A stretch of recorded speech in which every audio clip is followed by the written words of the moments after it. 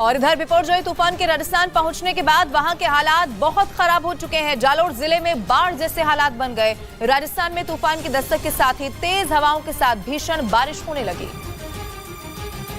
जिससे राजस्थान के कई इलाकों में बाढ़ जैसे हालात बन गए। जालोर जिले में सड़कों पर पानी भर गया, जिससे लोगों को मुश्किलों का सामना करना पड़ा। साथ ही नदियों में उफान आने की वजह से भीनमाल और सांचौर कस्बों के बीच संपर्क टूट गया।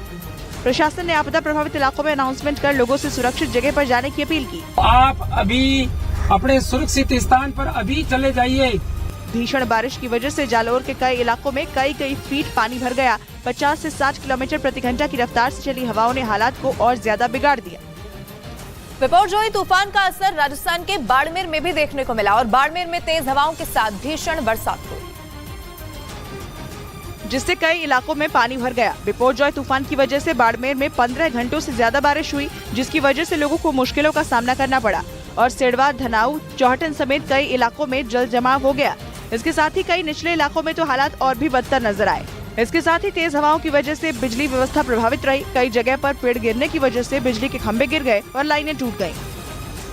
और राजस्थान के चौहटन में बिपरजॉय तूफान का बहुत बुरा असर दिखाई दिया। भीषण बारिश की वजह से इलाके तालाब में तब्दील हो गए और लोग घरों में कैद होने के लिए मजबूर हो गए। राजस्थान के चौहटन इलाके में ज्यादातर इलाकों में जल जमाव ने हालात को बदतर बना दिया। भीषण बारिश की वजह से कई इलाके पानी में पूरी तरह से डूबे नजर आए और लोग घरों में कैद होने के लिए मजबूर दिखे। बिपरजॉय तूफान की वजह से तेज हवाओं के साथ भीषण बारिश हुई, जिसके चलते लोगों के घरों में पानी भर गया और लोगों को मुश्किलों का सामना करना पड़ा।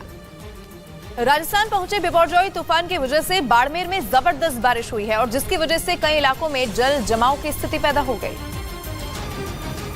और इलाकों में पानी भरने की वजह से बाड़मेर के कई इलाकों में लोग फंस गए। धनेऊ इलाके में ऐसे ही हालात में फंसे दर्जनों लोगों का रेस्क्यू किया गया। सिविल डिफेंस के लोगों ने भीषण बारिश के बीच फंसे लोगों को सुरक्षित जगह पर पहुंचाया। भीषण बारिश की वजह से कई इलाके टापू की तरह नजर आए और वहां कई फीट तक पानी भर गया। ऐसे इलाकों में सिविल डिफेंस के लोगों ने अभियान चलाकर लोगों को सुरक्षित जगह भेजा। और इधर बिपरजॉय तूफान ने अब बाड़मेर जिले में भी रौद्र रूप दिखाना शुरू कर दिया है। चौहटन कस्बे में लगातार हो रही बारिश की वजह से 3 से 4 फीट तक पानी भर गया है। कई घरों के अंदर पानी घुसने से लोगों को काफी परेशानी का सामना करना पड़ रहा है।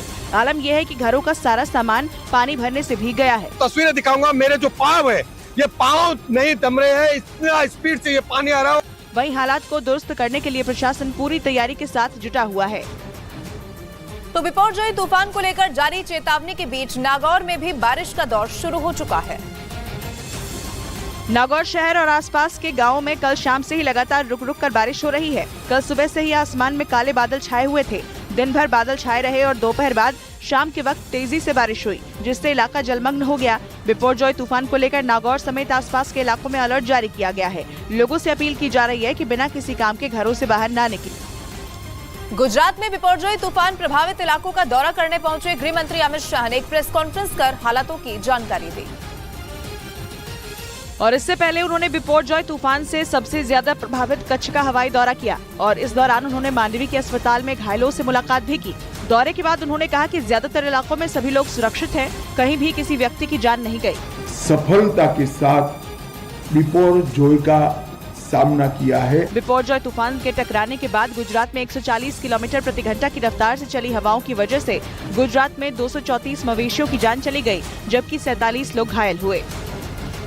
केंद्रीय गृह मंत्री अमित शाह ने बिपरजॉय तूफान का सामना कर चुके गुजरात के मुख्यमंत्री से लेकर आपदा प्रभावित इलाकों के प्रधानों का भी आभार व्यक्त किया।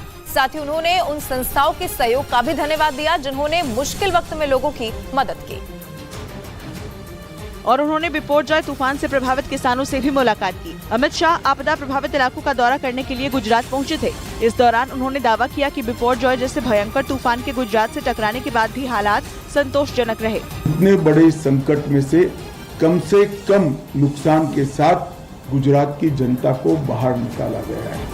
आपदा प्रभावित इलाकों के दौरे के दौरान अमित शाह अस्पताल में भर्ती घायलों से मिले। साथ ही उन्होंने रिलीफ कैंप का भी दौरा किया और रेस्क्यू टीम से मुलाकात की। गुजरात में बिपरजॉय तूफान की वजह से सबसे ज्यादा नुकसान बिजली विभाग को पहुंचा है। आपदा प्रभावित इलाकों का दौरा करने के बाद केंद्रीय गृह मंत्री अमित शाह ने हालात सामान्य करने की कोशिशों पर जोर दिया, क्योंकि बिपरजॉय तूफान की वजह से गुजरात में कई हजार बिजली के खंभे टूट गए और बिजली की लाइनों को बड़ा नुकसान पहुंचा। जिसकी वजह से कच्छ सौराष्ट्र में सैकड़ों गाँव में बिजली नहीं है और वहाँ सबसे बड़ी किल्लत पीने के पानी की है। अमित शाह ने इन मुश्किल हालातों को सामान्य करने पर जोर दिया। 20 तारीख की शाम तक सभी गांवों में बिजली रिस्टोर कर देना। उन्होंने बताया कि आपदा प्रभावित लोगों को जल्द से जल्द उनके घरों तक पहुंचाने की कोशिशें जारी हैं और उम्मीद जताई कि अगले 2 दिन में सभी को उनके घरों तक पहुंचा दिया जाएगा। और प्रधानमंत्री नरेंद्र मोदी आज मन की बात करेंगे। प्रधानमंत्री नरेंद्र मोदी के मन की बात का ये 102वां एपिसोड होगा। आमतौर पर महीने के आखिरी रविवार को टेलीकास्ट होने वाला ये शो इस बार 1 हफ्ते पहले प्रसारित हो रहा है। प्रधानमंत्री नरेंद्र मोदी के मन की बात कार्यक्रम में इस बार रामपुर की करीब 2000 मुस्लिम महिलाएं भी नजर आएंगी। रामपुर की मुस्लिम महिलाओं से प्रधानमंत्री नरेंद्र मोदी अपने मन की बात करेंगे। प्रधानमंत्री के इस कार्यक्रम को लेकर मुस्लिम महिलाएं बहुत उत्साहित हैं।